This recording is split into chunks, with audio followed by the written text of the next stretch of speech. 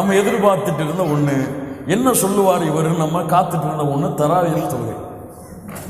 என்ன சொல்லுவாருன்னு கேட்கறதுக்கு கேட்டு அதை மக்களிடத்தில் சொல்றதுக்காகவே இல்ல மஷா அல்லாஹ் நம்மிடத்தில் யாரும் இருக்க மாட்டாங்க, பல கூட்டம் இருக்கிறது. தராவிஹ் தொழுகையை உடைய சட்டத்தின் அடிப்படையில் அல்லாஹ்வுடைய தூதர் ஸல்லல்லாஹு அலைஹி வஸல்லம் அவர்கள் தொழுத இந்த கியாமுல் லைலுடைய தொழுகை ரமதானுக்கென்று விசேஷமான தொழுகை கிடையாது.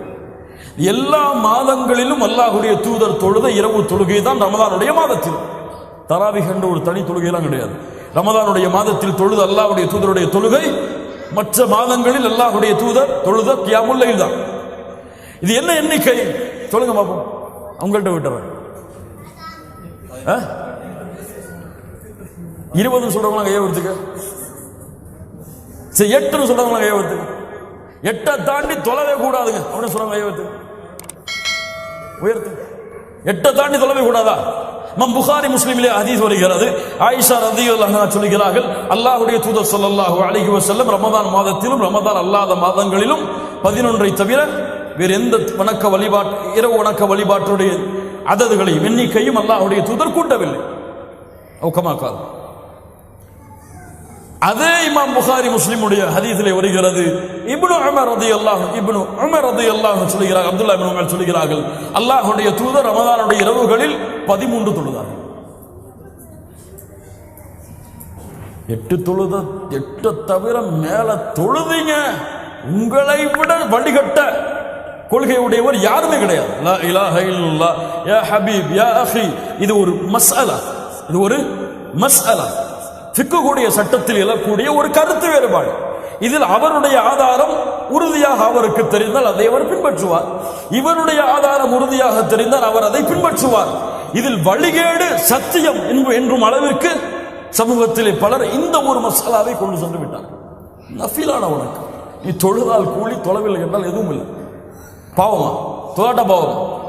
நஃபிலான வணக்கம் இதை ஃபர்தை விட முக்கியத்துவம் கொடுத்து அவ்வளவு பெரிய மசாலாவாக கொண்டு சென்று சமூகம் பிளவுபட்டு கிடக்கிறது. தராவி தொழுகை, தராவின்னு வந்தாலே ரமதானுடைய மாதம்னு வந்தாலே இந்த ஃபித்னா இல்லாம ரமதானுடைய பிறை தெரியுதோ இல்லையோ இந்த ஃபித்னா வந்துடும். ஃபேஸ்புக்குகளையும் வாட்ஸ்அப்புகளையும் அவங்களுடைய சேரக்கூடிய இடங்களையும் 8 தொழுறதா 10 தொழுறதா 20 தொழுறதா 20 தொழுதா வழிகேடு, 8க்கு மேல தொழுதா அனுமதி கிடையாது, அது வழிகேடான கொள்கை. லா இலாஹ இல்லல்லாஹ் யா அஹி. உனக்கு ஆதாரம் சரியாக இருந்தால் அதை செயல்படு, நஃபில் தான். உனக்கு ஆதாரம் செயல்பாடாக இருந்தால் செயல்படு. அல்லாஹ்வுடைய தூதருடைய ஹதீஸ்கள் 2 வருகிறது சஹீஹான அறிவிப்பின்படி 8 11 வித்ரோடு சேர்த்து அல்லது 13, ரெண்டும் புகாரி முஸ்லிமிலே பதிவு செய்யப்பட்ட ஹதீஸ். இந்த 2ஐ கொண்டும் தொழுவது சிறந்தது. இதற்கு மேல் தொழ அனுமதி உண்டா இல்லையா என்று அவர்களுடைய ஆதாரங்கள் அடிப்படையில் உலமாக்கள் கருத்து வேறுபாடு படுகிறார்கள்.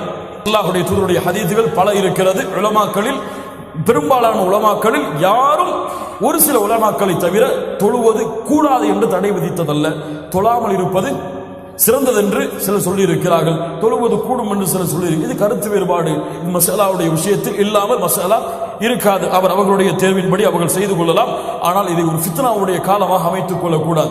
8 தொழுவும் பொழுது அல்லாஹ்வுடைய தூதர் தொழுத மாதிரி தொழுவோம்.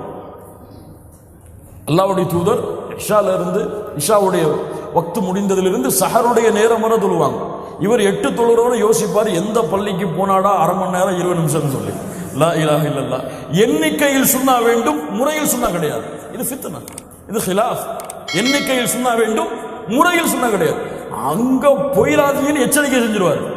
அங்க போயிடாதீங்கப்பா, 1.5 மணி நேரம் தாங்க முடியாது நம்மளால சொல்லி. லா இலாஹ இல்லல்லாஹ். யா அஹி, உன்னால் எவ்வளவு முடியுமோ தொழு. நின்று தொழ முடியவில்லையா நஃபில் தான், உட்கார்ந்து தொழு. சிறந்தது ரமதானுடைய மாதத்தில் மன் காம ரமதான் ஈமான வ இஹ்திசாப குஃபிர லஹு மா தகத்தம மின் தம்பி. ரமதானுடைய இரவுகளில் நின்று வணங்கியவர்கள் அவருடைய முன் பாவங்கள் எல்லாம் மன்னிக்கப்படும். உன்னால் நீளமாக ஓதி தொழ முடியவில்லையா, குர்ஆனை ஏந்தி பார்த்து படித்து தொழு, அனுமதி உண்டு. நஃபிலான வணக்கங்கள். லா இலாஹ இல்லல்லாஹ். அவ்வளவு அழகான வணக்க வழிபாடு இன்று ஃபித்னாவாக மாறிக்கொண்டிருக்கிறது.